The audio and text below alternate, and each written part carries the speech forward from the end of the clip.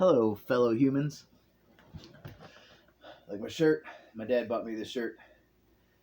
It's unlike Mr. Jones's best friend, gray is not my favorite color. However, Monty Python is one of my favorite um, franchises. Timeless, timeless.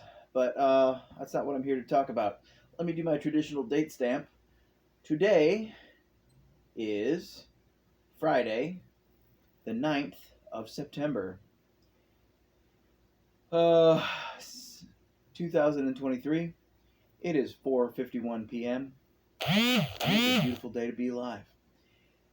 I want to tell you about two experiences that I had that are actually one experience, sort of like the peak and the trough of a wave, or perhaps the far left and far right swing of a pendulum.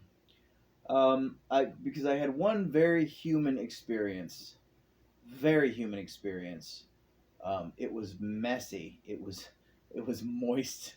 There were secretions involved, and then I had one very cosmic. Well, I had a mystical experience, and it was a few days later, and it was like the equal and opposite experience of the human experience that I had. So I've been going through it, um, as those of you who know me well will know. Um, for the last couple of years, it seems like, not that I can't catch a break. I've certainly caught quite a few breaks actually, but um, I don't know. It's just like hit after hit after hit, and so the most recent set of hits is that like my partner ended up getting grabbed by the police for reckless driving. Someone had reported her, and then she didn't pull over because she was, not in a good headspace, which is why because she hadn't slept, you know. Um, she was. You ever get driving and like you can't find a place to pull over, and like the longer this went on, the more sleep deprivation that it caused, and the more sleep deprived she was, the harder it was to pull over. And she's inexperienced hauling a trailer, and she probably crossed a line she shouldn't have crossed, like a physical line on the road, and scared somebody. And they called the police, which is always helpful, right? You call the police, they show up, they always make the situation better. Not sarcastic at all.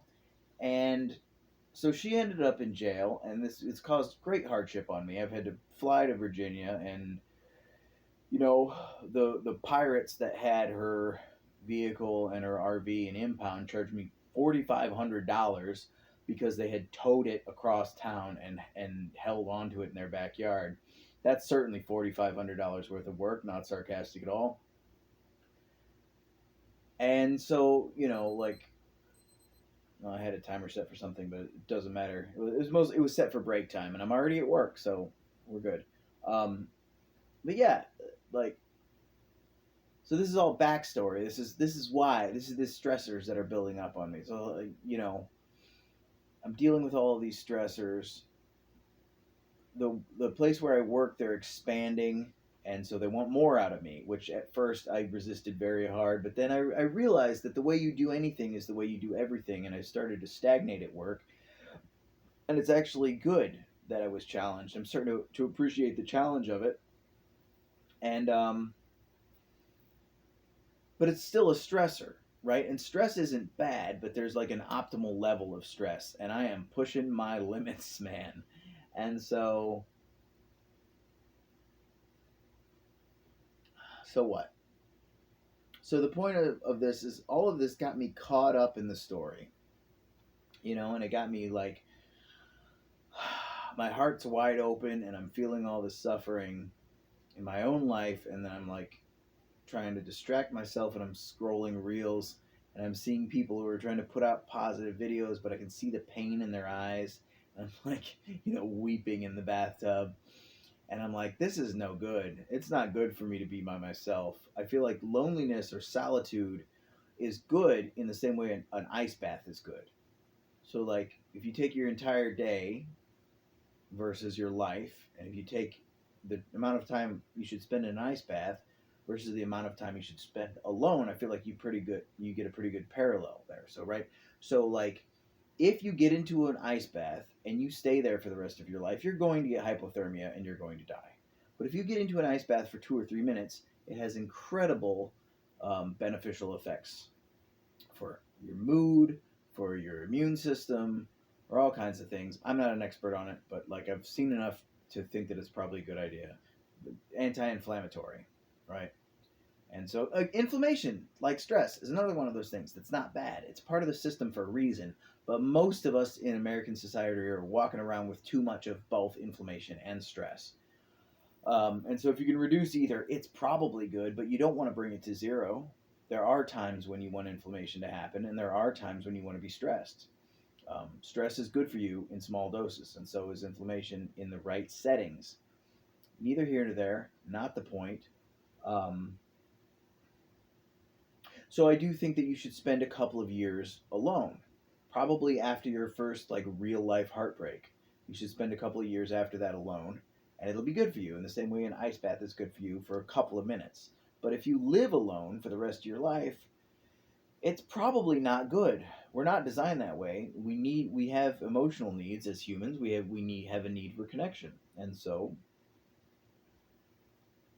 I find myself in this situation where my primary partner is taken away from me, like unjustly, and I've taken her in to myself to the point where her needs are my needs. It's not like it used to be where I could just be like, well, that sucks for her. Like, no, it sucks for me. She's part of my fucking team. I'm short a team member. This is not good. And so I reach out to some of my more, like, still very close friends, but more peripheral than her. And one of my very good friends, whose privacy I respect, but like she came out and she went to the park with me, and like she let me vent and say everything that was on my mind. And she's a safe person to be around. She's not somebody that's going to freak out and be like, oh, she's not the kind of person that's going to call and try to get me committed.